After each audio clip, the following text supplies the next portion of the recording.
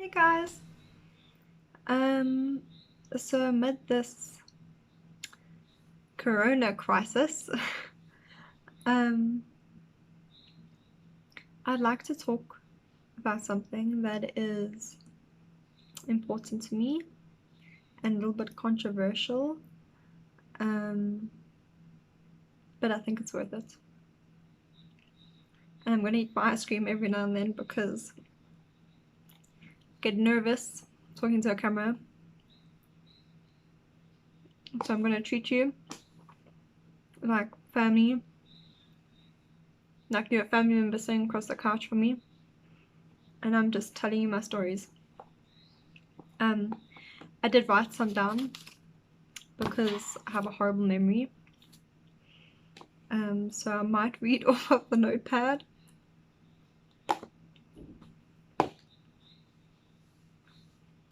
Okay. Drinking. I'd like to talk about drinking as believers.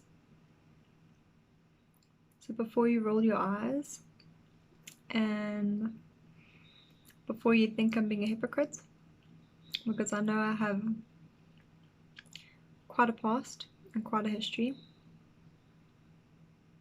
I want to start off by telling you or reading to you a small little snippet of why I want to talk about this. So I do plan doing like my proper testimony sometime soon. My mum and my sister will be included. We have been planning it, but for now I'm just gonna talk about this small little part. When I was 16, I started drinking, and yeah, this is where this all begins. So at first, drinking was fun. I felt adult. I felt like a big kid, seen and recognized. I began using it as a crutch for the turmoil and pain that I was going through emotionally and mentally. There were many things going on in my life at that time. A lot of personal issues, a lot of family issues. I enjoyed the feeling of being out of my mind because I didn't like being alone with my own thoughts. And this carried on for quite a while, up until the age of about 21, 22. I didn't like being sober because it was hard to face reality. So, along with weed smoking, I sound like a grandma the way I say that, but along with weed smoking, this is what helped me escape my reality. I also started finding myself in compromising situations, and soon learned that I was also beginning to black out and have zero control of myself when I was in that state.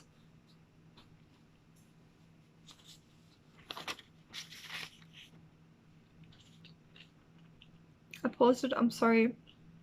It's because my husband knows that I'm a nervous eater, and he bought me mat sauce. I've owned mat sauce. In fact, he bought me 2 mat sauces. But let me get back to this. What is the name of mat sauce? Okay, let me get back to this. Or I'm gonna lose my train of thought. A lot of people think it's funny or no big deal, but I urge you, if you consider yourself to be a follower and believer in Yeshua, in Jesus Christ, to really see how serious and degrading it actually is. The world has made it seem like a funny and normal part of life, but it's actually in direct opposition to Christ, who wants us to be an example to those around us. And here's the thing, how can we be an example if we look like the world? How do we be an example to the younger generation that is up against even more than what we were if we are not sober-minded and vigilant? It is so easy for Satan and the fallen angels to have control over our minds and over our emotions when we are in this state or coming out of it. Sorry, I'm like going a little bit off track. The alcohol became an addiction, and I started losing relationship with friends and family and even boyfriends. 3 to be exact. In fact, as many of you know, my ex, Bradley, when we had just gone back together, after a little breakup stint, when I moved back from Joburg to Pretoria, we were having a chill session in his car, and I actually started hallucinating. This was during a time when this was like toward the most hectic, like downward spiral with my drinking, and I actually started seeing things, and I started seeing shadow figures, and I mean I was drunk to the point where I wouldn't leave the house without like a water bottle or bottle with like clean whiskey or brandy in it. I was at the point where I was drinking just neat alcohol, and in fact I would laugh at people for putting ice in their drink because I had this thing that like why would you water down your alcohol? Like what is the point of drinking then if you're not gonna get wasted, you know? And I was drunk permanently. It became my lifestyle. I became very good at hiding it. And this was a bad path that I was on. I thought that I still had a relationship with God, and I didn't. In fact, where the hallucination started from was, so there was like dust or something, was when I was still dating Ben. I don't know if you guys, some of you might remember Ben Swart or De Swart. I think it was Ben De Swart. I'm sure you guys will remember who I'm talking about. The one night when we had gone to Springboks in Hatfield,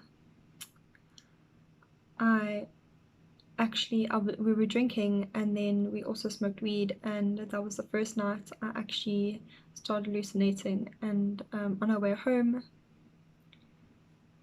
I was sitting in the front, and when we got to his driveway gate, I said to him, "Where's the guy that was sitting at the back? When did we drop him off? Like, I don't remember dropping him off." And he was kind of like, "What guy? There was no guy sitting at the back." But in my mind, I remember I couldn't see a face, but I remember seeing, it was at night time obviously, the shadow, you know, like a dark figure sitting behind me. And I actually get goosies because it freaks me out so much. There was no one there. So the same incident happened with Bradley, I think it was like a year later, in his car when we were literally just chilling at the park, and I was so freaked out that I started going hysterical and crying and begging, "Can we please sit at the back of the car because I need to be able to make sure there's no one behind us. Can I please see the back?" And it was bad to the point where he really thought I was going crazy, and he was really concerned about me, and it almost damaged our relationship at that stage even further.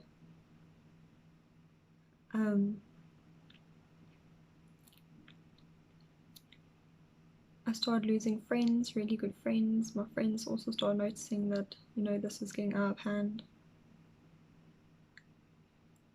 And I got to a point where I really had to turn to Father and really, you know, like tell him, I can't do this anymore. This is getting really bad. I need your help.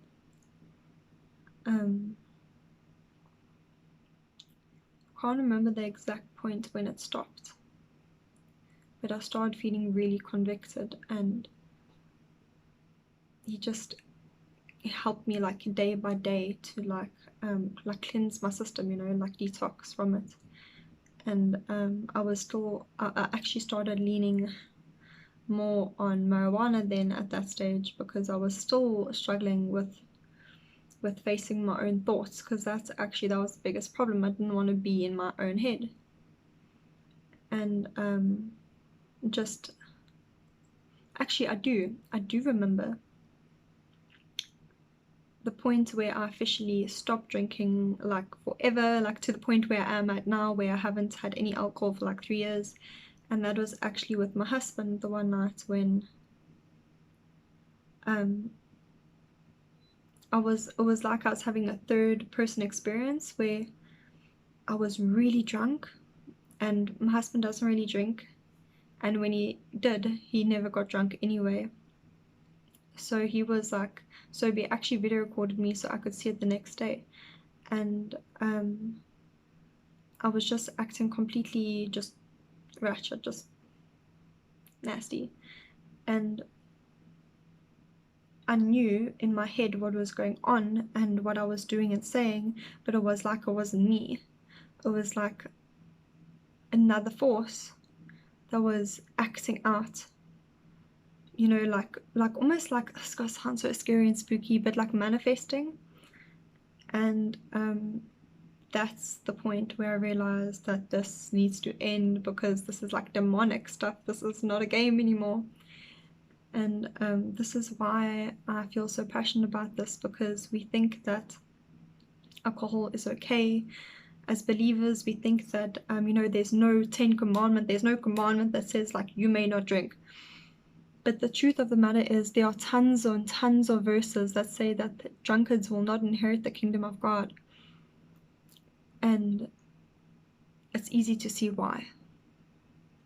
We are very easily manipulated and controlled by spirits when we are drunk, even tipsy. I used to think that just having a drink is okay, just being tipsy is okay, and you know what? It's not. And I'm not telling you what to do, like, please, I hope that people don't think that I'm out here preaching and like telling you what to do with your life or being judgy, because I'm definitely not judging anybody. We're all on a different journey and walk. What I am asking you though is, if you say that you are a believer and a Christian and you want to get closer to Christ, start cutting out alcohol. That is my personal advice to you. If you are serious about it, please pray about it and reconsider it. Because only then did I really truly start changing. And I actually hope that a lot of you remember the kind of person that I was before Yeshua changed me from the inside. I hope you guys remember the things that I was doing and the jobs that I had and the dancing that I was involved in and the weed and the alcohol. I hope you remember that, so you can see in contrast the person that I am today and how toxic I was. So you can see how Yeshua changes hearts and lives, and how he changes you and cleanses you from the inside out. I actually wrote down some Bible verses.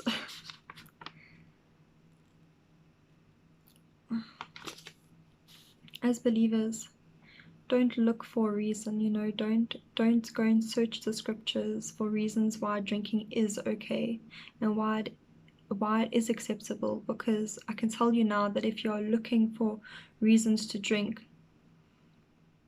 that is your flesh. That is not the Holy Spirit. That is your flesh. And we are not supposed to be walking and living in our flesh, if you get what I'm saying. Again, I'm not preaching at you. I'm just not great at words. So I'm sorry if it's coming across harsh. But I also think that at some point, you know, we all need a wake-up call. And I really hope that this is going to help somebody. Proverbs 20 verse 1, Romans 14 verse 21, 1 Peter 4 verse 3, Ephesians 5 verse 18, Proverbs 23 to 31, Romans 13, Proverbs 31 4 to 5, and Galatians 5 19 to 21. That is just a few Bible verses about it. There are many more Bible verses that warn us against being intoxicated, and I'm not sure if I already said that or not. Just be wise. Be wise. Go and pray about it. And if this is an issue in your life, whether you are aware of it or not, like whether you're still in denial or not, trust me when I say this will completely change your relationship with Father. I remember the once when I backslided. Once when I went backward in my relationship was when I decided, and this was about 2 years ago, when I decided that I'm gonna have a drink. Actually, I think it was like it was about 2.5 years ago, and I only got slightly tipsy. I didn't even get drunk. Yet the next day, I felt like I had been severed from our Heavenly Father, like my spirit had been severed from Yeshua. And I felt this emptiness inside of me that I hadn't felt for so long. And I made the connection. And that feeling alone is why I no longer drink. That feeling of being severed from Him and, not feeling Him dwell within me, which is another point, that left me feeling so empty again. I'm so grateful for that experience, because that showed me that it really does make a difference, that drinking really does make a difference in your spiritual life and spiritual walk. Yeshua cannot dwell within us if we are intoxicated.